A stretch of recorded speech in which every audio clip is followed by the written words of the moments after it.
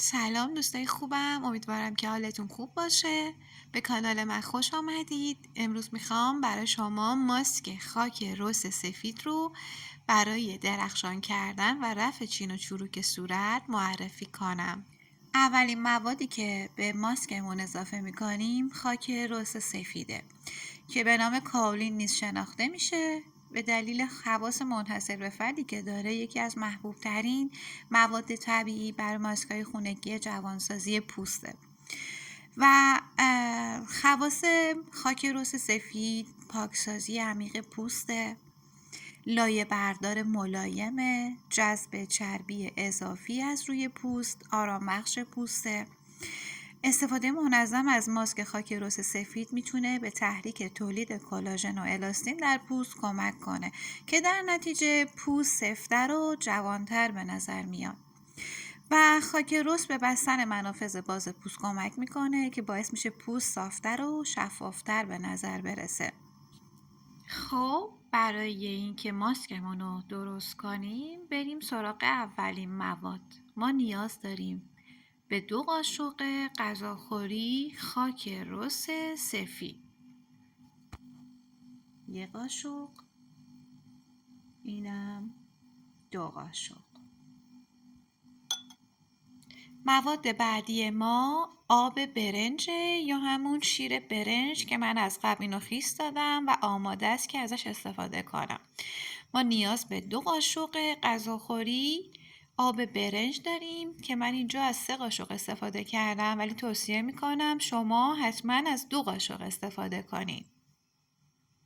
مواد بعدی ما ژل آلووراست که یه مرطوب کننده عمیقه.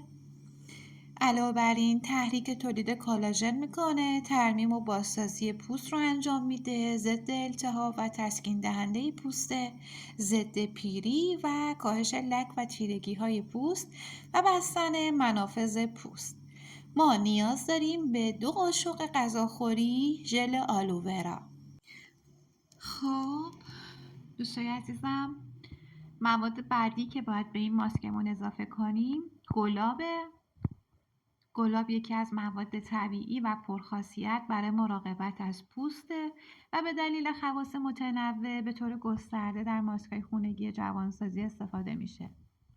آبرسانی و مرطوب کنندگی بالایی داره، خاصیت ضد التهابی داره و pH پوست رو متعادل میکنه. ما نیاز داریم به 1 قاشق چایخوری گلاب. ترکیب بعدی ما روغن جوجوباست. روغن جوجوبا یه مرطوب کننده طبیعیه که به سرعت جذب پوست میشه و رطوبت رو بدون ایجاد چربی اضافی حفظ میکنه. یه ضد پیریه، با آنتی اکسیدان های قوی به کاهش چین و چروک و خطوط ریز پوست کمک میکنه و علاوه بر این جای زخم و جای جوش رو بهبود میبخشه و یه ضد التهابه و منافذ باز پوست رو کوچیک‌تر میکنه و در برابر آسیب‌های محیطی یک لایه محافظ ایجاد میکنه که از پوست در برابر آلودگی‌ها و اشعه یووی محافظت میکنه. ما نیاز داریم به 1 قاشق چایخوری روغن جوجوبا. دوستان اگر روغن جوجوبا در دسترس ندارید میتونید از روغن زیتون هم استفاده کنید. البته کسایی که پوستشون چربه بهتر از این روغن استفاده نکنن یا به میزان کمتری از این روغن رو استفاده کنن.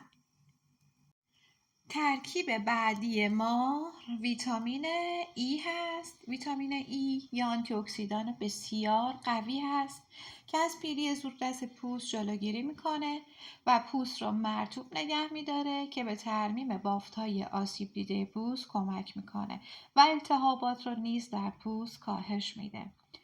ما نیاز داریم به 1 قاشق چایخوری ویتامین ای.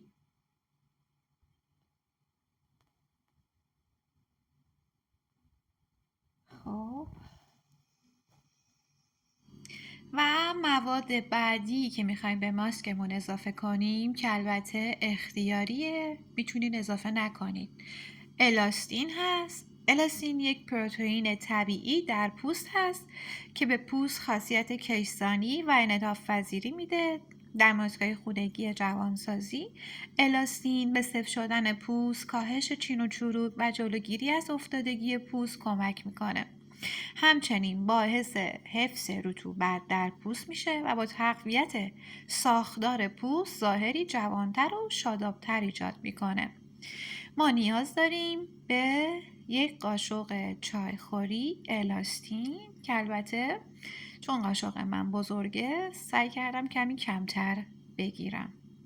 آخرین موادی که به ماسکمون باید اضافه کنیم عسله.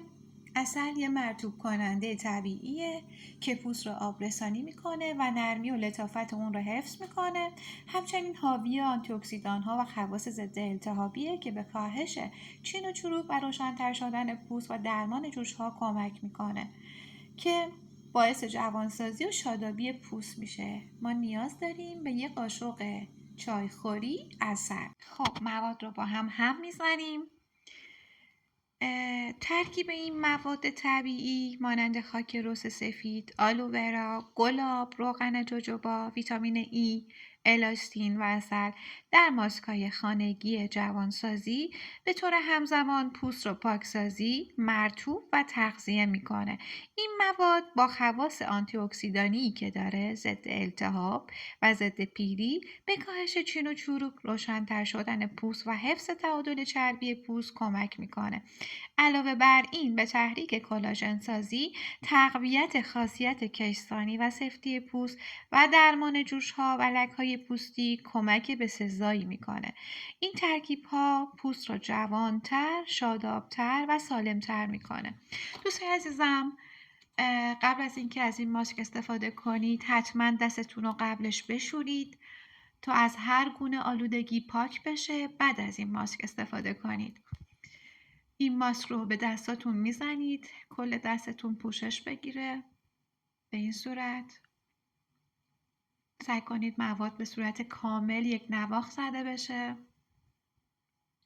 دوستای خوبم، از این ماسک میتونین هفته‌ای 2 الی 3 بار استفاده کنید به مدت 20 دقیقه و وقتی که خشک شد یه حالت لایه برداری داره که میتونید خیلی راحت از روی پوست دست یا صورت خودتون پاکش کنید و بعد از اینکه استفاده کردید از یک مرطوب کننده مناسب پوستتون استفاده کنید. من به شما این قول رو میدم اگر به صورت منظم از این ماسک استفاده کنید نتیجه خیلی عالی از این ماسک میگیرید. خب دوستان عزیزم، اجازه بدید که این ماسک بعد از 20 دقیقه خشک شدن بعد نتیجه کار رو بهتون نشون بدم. همراه من باشید. خب بعد از 20 دقیقه این وضعیت دستای منه. کاملا ماسک خشک شده و خیلی راحت میشه لایه های خاک رس و این مواد رو از روی دست پاک کرد. دوستان به جرئت میتونم بگم این ماسک یه ماسک فوق‌العاده عالی هم برای روشن‌تر کردن پوسته و هم برای از بین بردن چروک‌های ریز دست یا پوست. فرقی نمیکنه چه صورت باشه چه دست. دوستان نگاه کنید تاثیرشو. قسمت بالای دستم و پایین دستم رو نگاه کنید، کاملا تشابه رنگ، یعنی رنگ پوست دستم و رنگ قسمت پایین که این ماسک خورده کاملا مشهوده.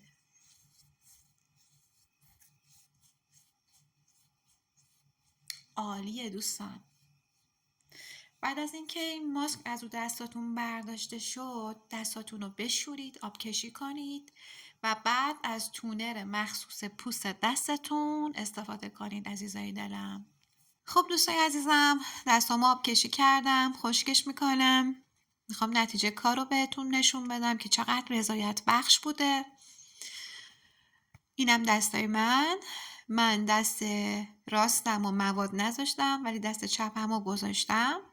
کاملا توی تصویر پیداست که دست چپ من کاملا رنگش روشن شده، صافتر شده، درخشانتر شده و این کاملا مشهوده تو دست راست من اگه بخوایم مقایسش کنید. حالا شاید توی دوربین کاملا پیدا نباشه ولی من به وضوح دارم میبینم تغییرات بین دو دستای خودم رو.